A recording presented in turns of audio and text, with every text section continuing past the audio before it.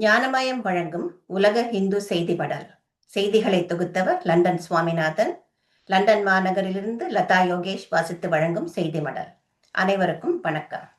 இன்று ஞாயிற்றுக்கிழமை, டிசம்பர் மாதம் 28ஆம் தேதி 2025ஆம் ஆண்டு. முதலில் வங்கதேசம் பற்றிய செய்திகள். ஹிந்துக்கள் மீது தாக்குதல், வங்கதேச வன்முறை குறித்து ஐநா கவலை. வங்கதேசத்தில் நிலவி வரும் வன்முறையில் இந்துக்கள் மீதான தாக்குதல் சம்பவம் குறித்து ஐநா கவலை தெரிவித்துள்ளது. வன்முறை குறித்து ஐநா பொதுச் செயலாளர் அண்டோனியோ குடேரஸ் கவலை தெரிவித்துள்ளார்.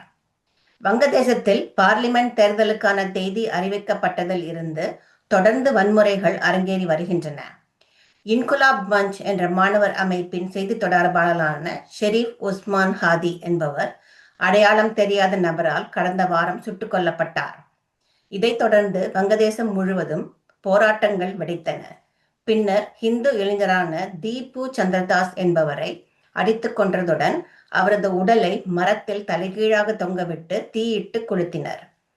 கடந்த சில தினங்களுக்கு முன்னர் இரண்டாவது இந்து ஒருவரை முஸ்லிம் கும்பல் அடித்துக் கொன்றது. இந்த தாக்குதல்களை கண்டித்து இந்திய அறிக்கை வெளியிட்டுள்ளது. டில்லியில் விஸ்வ இந்து பரிஷத் ஆர்ப்பாட்டம். வங்கதேச இந்துக்கள் மீது முஸ்லிம்கள் நடத்தும் தாக்குதல்களை கண்டித்து டில்லியில் மிகப்பெரிய ஆர்ப்பாட்டம் நடந்தது. டில்லியில் உள்ள அந்நாட்டு தூதரகம் முன்பு இந்து அமைப்புகள் போராட்டம் நடத்தின.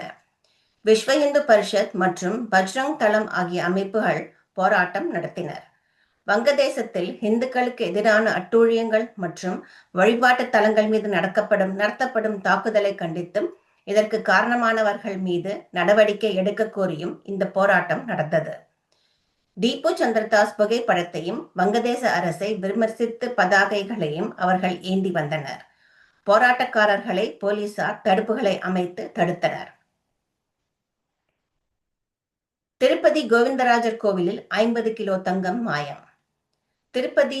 திருமலை திருப்பதி தேவஸ்தானத்தின் முக்கிய கோவில்களில் திருப்பதி கோவிந்தராஜர் கோயிலும் ஒன்றாகும். முன்னாள் முதல்வர் ஜெகன்மோகன் ரெட்டியின் ஆட்சியின் போது இந்த கோவிலின் விமான கோபுரத்துக்கு 100 கிலோ தங்கத் தகடுகள் பதிக்கப்பட்டன. தற்போது கோவிலில் மராமத்து பணிகள் நடைபெற்று வருகின்றன. இதில் விமான கோபுரத்தில் 50 கிலோ தங்கம் மாயமாகி இருப்பது தெரிய வந்துள்ளது.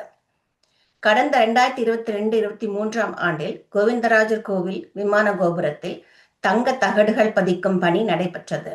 இதற்காக திருப்பதி தேவஸ்தானம் 100 கிலோ தங்கத்தை வழங்கியது. 9 அடுக்கு தங்க தகடுகளை பதிக்க ஒப்பந்தம் கொடுக்கப்பட்டது. ஆனால் தற்போதைய பரிசோதனையில் 2 அடுக்கு தங்க தகடுகள் மட்டுமே பொருத்தப்பட்டிருப்பது தெரிய வந்துள்ளது. மேலும் தங்கத்தகடுகளை பொருத்திய போது விமான கோபுரத்தில் இருந்த சுமார் 30 சிலைகள் உடைக்கப்பட்டு உள்ளன.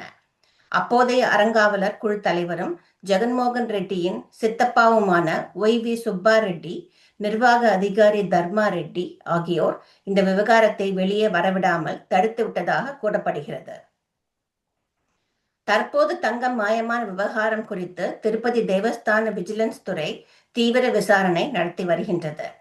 தங்கத் தகடுகள் பொருத்திய தொழிலாளர்கள் ஒப்பந்ததாரர்களிடம் முழுமையாக விசாரணை நடத்தப்பட உள்ளது.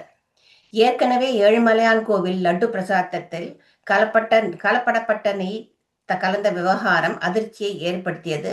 பின்னர் பரகாமணியில் 100 கோடி கொள்ளை அளிக்கப்பட்டது குறிப்பிடத்தக்கது. கம்போடியாவில் விஷ்ணு சிலை இடிப்புக்கு இந்தியா கண்டனம். உலகளவில் உணர்வுகளை புண்படுத்துகின்றது என கம்போடியாவில் விஷ்ணு சிலை இடிக்கப்பட்டதற்கு மத்திய வெளியுறவுத்துறை அமைச்சகம் கண்டனம் தெரிவித்துள்ளது. கம்போடியாவுடன் எல்லை பிரச்சினை நீடித்து வரும் நிலையில் தாய்லாந்து ராணுவ வீரர்கள் கம்போடிய பகுதியில் இருந்த விஷ்ணு சிலையை இடித்து அகற்றியது அதிர்ச்சியை ஏற்படுத்தியுள்ளது.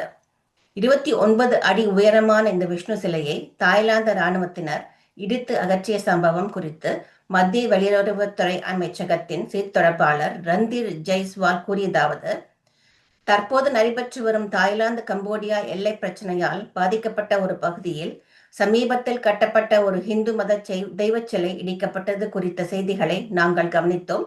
இந்த கோவிலில் உள்ள இந்து சிலை நாகரீக பாரம்பரியத்தின் ஒரு பகுதியாக இப்பகுதி முழுவதும் உள்ள மக்களால் ஆழ்ந்த பக்தியுடன் போற்றி வணங்கப்படுகின்றது. இது போன்ற அவமரியாதையான செயல்கள் உலகம் முழுவதும் உள்ள பக்தர்களின் உணர்வுகளை புண்படுத்துகின்றன எனவும் கூறியுள்ளார். எல்லைப் பகுதியில் இருந்த விஷ்ணு சிலை அகற்றப்பட்டது பாதுகாப்புக்காகத்தான் எனவும் மத நம்பிக்கைக்கு எதிராக இல்லை எனவும் தாய்லாந்து தெரிவித்துள்ளது. அயோத்தி ராமர் கோவிலுக்கு 300 கோடி தங்க சிலை காணிக்கை. கர்நாடகாவை சேர்ந்த பக்தர் ஒருவர் அயோத்தி ராமர் கோவிலுக்கு 30 கோடி ரூபாய் மதிப்புள்ள தங்கத்தினால் ஆன ராமர் சிலையை காணிக்கையாக அனுப்பியுள்ளார். இது குறித்து உத்தரப்பிரதேச மாநிலம் அயோத்தியில் உள்ள ராமர் கோவில் நிர்வாக குழு உறுப்பினர் அனில் மிஸ்ரா கூறியதாவது: கர்நாடகாவை சேர்ந்த பக்தர் ஒருவர் அயோத்தி ராமர் கோவிலுக்கு அழகான ராமர் சிலையை பார்சல் வாயிலாக அனுப்பியுள்ளார். தங்கத்தால் தயாரிக்கப்பட்ட சிலையில் வைரங்கள், ரத்தினங்கள் உட்பட அபூர்வமான கற்கள் பதிக்கப்பட்டுள்ளன. 100 அடி உயரம், 8 அடி அகலத்தில் ராமர் சிலை உள்ளது. இதை காணிக்கையாக செலுத்திய பக்தரை பற்றிய தகவல் தெரியவில்லை. இதன் மதிப்பு 30 கோடி ரூபாய் வரை இருக்கலாம். வரும் நாட்களில் சிலை தொடர்பான முழுமையான தகவல்களை தெரிவிப்போம். தமிழகத்தின் தஞ்சாவூரின் சிலை தொழில்நுட்ப நிபுணர்கள் ராமர் சிலை தயாரிப்பில் முக்கிய பங்கு வகித்துள்ளனர். நுணுக்கமான கலை வடிவத்தை கொடுத்துள்ளனர். இந்த சிலையில் என்னென்ன உலோகங்கள் உள்ளன என்பதை வல்லுநர்கள் ஆய்வு செய்கின்றனர்.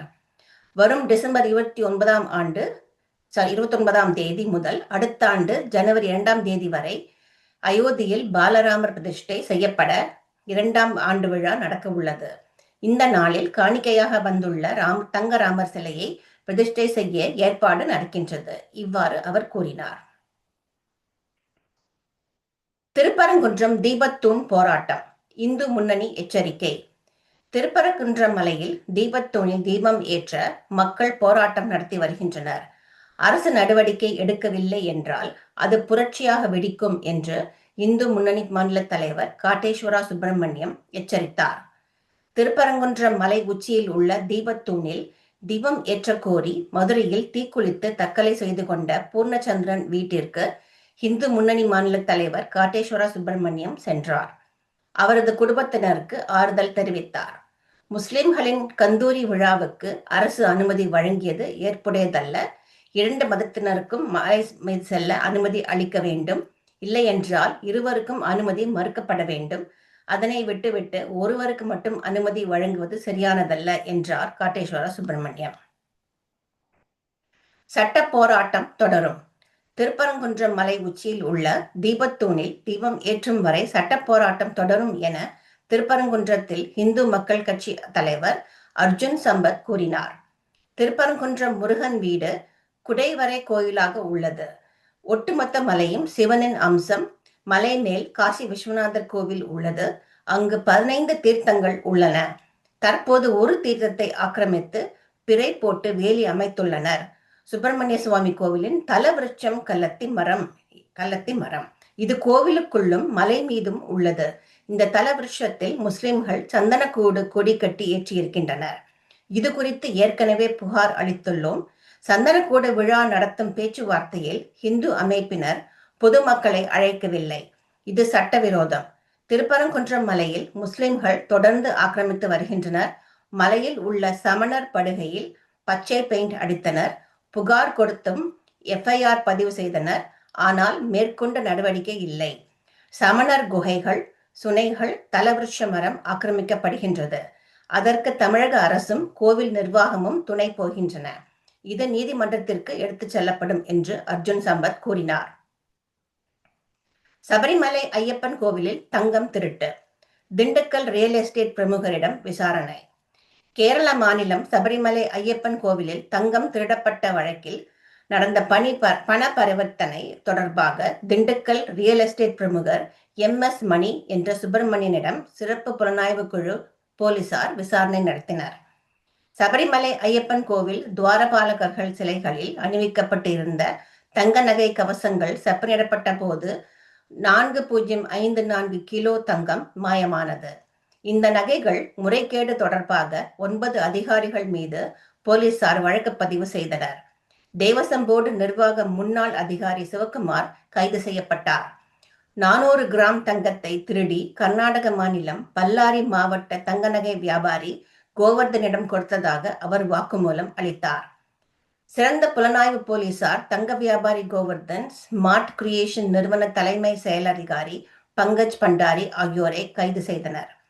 அவர்களிடம் நடத்திய விசாரணை தொடர்ச்சியாக பண பரிவர்த்தனை நடந்ததில் Dindigul round road Ramnagar real estate நிதி நிறுவனம் நடத்தும் எம்எஸ் மணி என்ற சுப்பிரமணியனுக்கும் பங்கு இருப்பது தெரிவிக்க வந்துள்ளது.